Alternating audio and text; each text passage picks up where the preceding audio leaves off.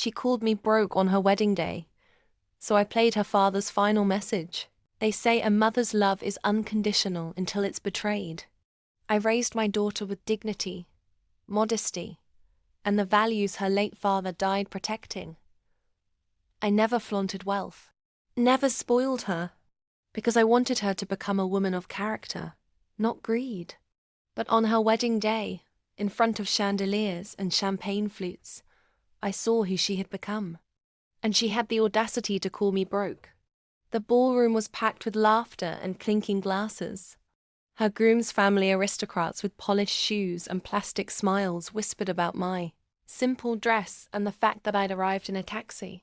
I didn't care, until I overheard my own daughter giggling at the head table. She couldn't even afford a proper gift, she sneered, sipping champagne. What do you expect? She's just a poor old widow living off scraps. Her in-laws chuckled politely.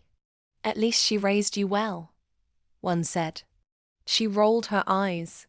Please, I raised myself. That's when I stood up, glass in hand, smile unshaken, heart cold. May I say a few words? I asked. The room hushed. All eyes turned to me. I want to propose a toast, I began. To my daughter, the bride. You've grown into a stunning woman. Beautiful, ambitious, sharp-tongued, and even sharper-witted. I let that hang. Then I pulled out a small speaker from my purse. One thing your father and I always agreed on. A child's character is forged by truth. And on the eve of his passing, he left behind something.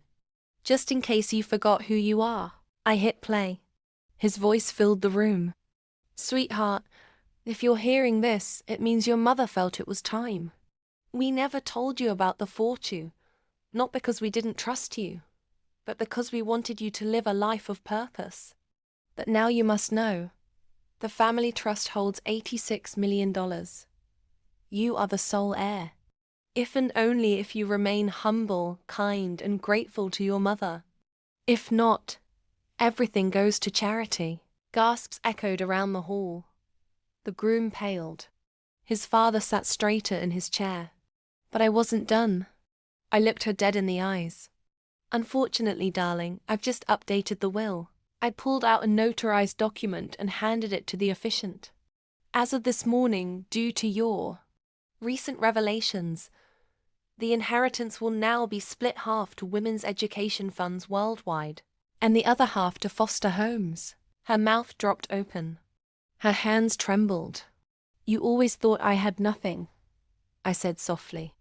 Turns out, I just had enough decency not to spoil you. She didn't say a word as I walked out of that ballroom. But I didn't need to hear anything. The silence was enough. Love that twist? You won't believe the next one. Real-life inspired tales of karma, betrayal, and sweet strategic revenge. Hit that subscribe button and ring the bell because justice never goes out of style.